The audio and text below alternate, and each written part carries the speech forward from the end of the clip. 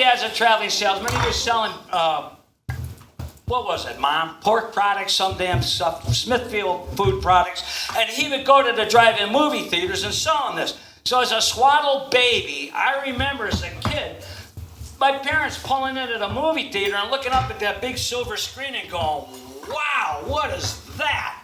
No, I didn't really think or say, but it caught my attention, which makes a lot of sense because I found out later I was conceived at a drive-in. No, it was like going home, you know what I mean? So then as a little kid, you know, your parents, you know, they're always looking out for you. Well, one day, they opened up the refrigerator door, the light came on, I did a few minutes. So they figured maybe someday the kid would be a comic. So I was curious whether the light would go off when you close the door. So I took everything out of the refrigerator. I climbed inside, and needless to say, the light goes out about the same time the air's running out on you. And Mom told me, if it wasn't for the milkman, I wouldn't be here today. But I didn't know what she meant. We moved a few miles down the road. We had the same milkman. You know, I'm starting to question things. What's going on? So now one day they're driving on the driveway. They're backing up in the drive. And I said, Mom and Dad, if man's best friend is dog, what is woman's best friend? The dog's wallet? I'm glad you laughed. All right, I was only about 11 years old. So then, you know, this is what encouraged me to get up here today. But I want to do a few impressions for you guys. This is how I got into it. And actually, I went to Tri-C. And if you couldn't go to college, you'd Tri-C. And that was over on York Road, right? So it was an old VA hospital converted into a college. And my fraternity brothers were all returned Vietnam vets. And these guys were crazy. They actually ran the bar on campus, the Rathskeller. And I said to them one day, this is the coldest beer in the world I've ever had. And they go, well, it makes sense. This is the morgue. We keep the beer in a cold storage where you keep the bodies, you know. But anyways, for homecoming, most schools would have a band. We had George Carlin. Yes, sir. Yep. And my fraternity brothers fuzzed them out. And the first thing Carlin said when he got on stage was, I got cotton mouth. So it was a great time. That's how it started. I moved out to Vegas. I ended up doing a TV show with him in 1980. And it was a lot of fun because after that show, Drew Carey come by the house. And this is really crazy, folks. Drew Carey saw a picture of my dad. I told him, I go, my old man's the greatest comic I ever knew. Traveling salesman, Scorpio Marine. Put a dozen of them guys together, we would have won World War II in a couple of weeks. And this is the picture Drew Carey was staring at. Y'all see that? That's my old man. He passed April 1st in 97. He was the greatest guy. But I'll tell you what, Drew Carey stared at that picture. He was a skinny kid with long blonde hair and wire-rimmed glasses. Next time I see him on the Tonight Show, he looks like my dad. So I'm his Forrest Gump is what I'm saying to you guys. So anyways, I want to do a few impressions for you guys. If you recognize the voice, yell out who it is. Here's the first one. I go to my agent. I tell him I found a guy with a talking duck. He runs his fists up the duck's case, there lays a big egg on stage yelling, Affleck, you. Godfrey. Okay, Gilbert Godfrey. Okay, now this started out in Vegas, so you guys are going to get a 2-for-1 now. So here we go. See if you can get this one. All right. Oh, wow, man. What's that, man? Hey, man, it's a Mexican strobe light. Cheech and Chong. Okay, Cheech and Chong. Maybe Michael Jackson in that Pepsi commercial. I don't know. Things happen out there, you know. All right, now this last one, pay attention because it's multiple choice. You're going to have to think about this. We're going to have a quiz afterwards. All right, here we go. I did not have sexual relations with that woman. Bill Cosby, I don't know. Maybe Biden or Trump. Who knows what the hell's going on anymore now these days. So anyways, all right, another quick impression for you. My impression of Mike Tyson. All right, I'm the most gonged act from the Gong Show. I was gang gonged by Salt and Pepper. All right, Mike Tyson, actor, is one-man play. Brent Wellman, countryman, lend me a whiz. Okay, at the after cast party, Mike, here he goes. Here? Anybody here? Anybody get this? Raise your hand if you get this joke. Oh, all right, these guys here, all right. Those that didn't get it, grab your lighter, grab some munchies, meet them in the parking lot. He's got medical going on over here, real chronic, I think. All right, another quick impression here. We got to bring the headliner up here in a minute. Okay, I got a few more minutes. All right, my impression of that famous fashion designer model, Twiggy. Twiggy's granny.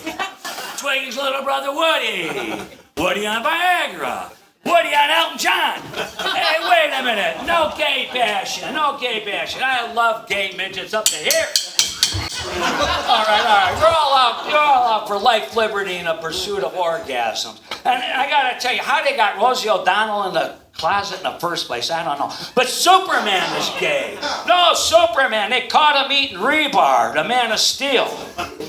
You don't understand that? That's a construction worker at the YMCA.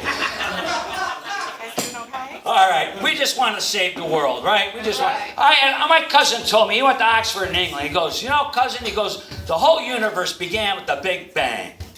Big Bang, bullshit. Ladies, you know everything starts with a big suck. Think about it, right? We're just trying to save the environment, you know. They talk about climate warming. It'll be saved by nuclear winter. All right, on that positive thought, let's get Bernie out here. I need a drum roll. Come on, a little drum roll. Get Bernie out here. I gotta get him out here. Come on, keep drumming. Oh, you beat him really well over there. Keep going. Here we go. Bernie, wake up. We got a lovely audience here for you this evening. Check out this beautiful crowd at Crackpots in Massillon, Ohio.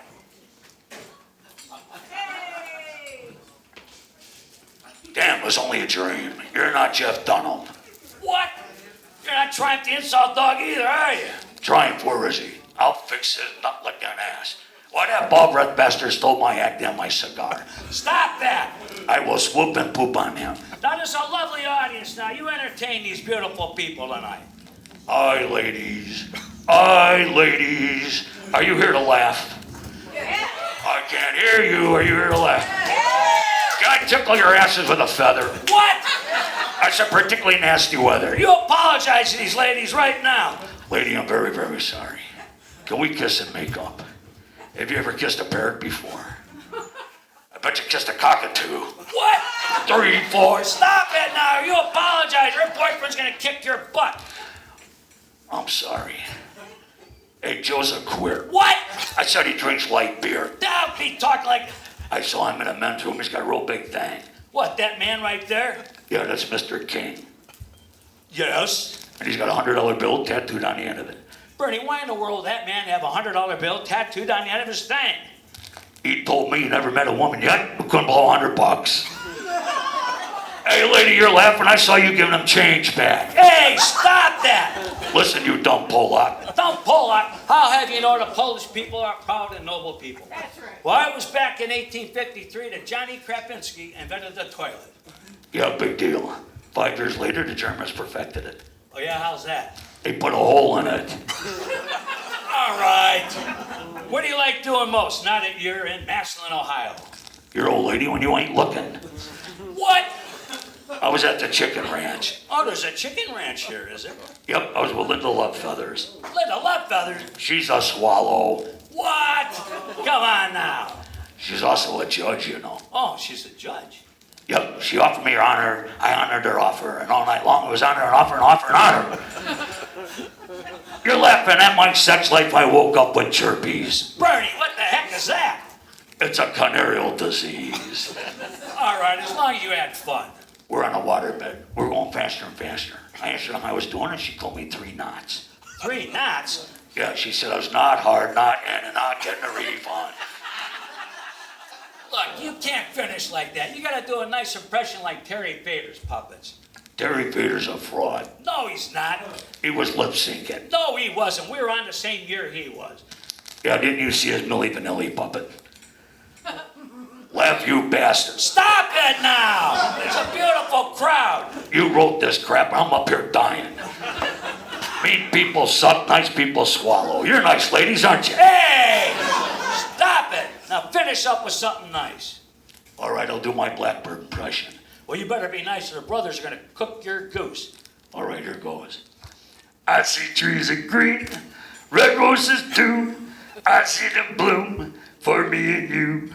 And I think to myself, why is Oscar's lips moving? What the hell is going on here?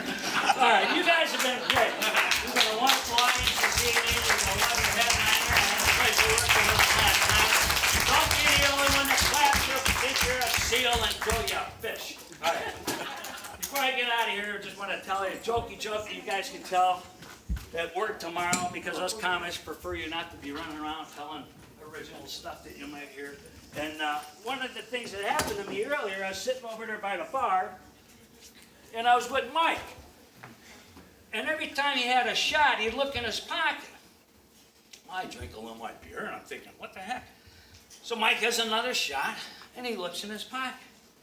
Well, I say, Mr. Jazelka, how come every time you drink a shot, you look in your pocket? What's going on? He goes, oh, I got a picture of my wife in there. When she starts looking good, I know it's time to go home. You guys have been a wonderful audience. Thank you very much coming out to Crack Pots and enjoying your night. I appreciate it. Trevor, here you go, buddy. Thank you.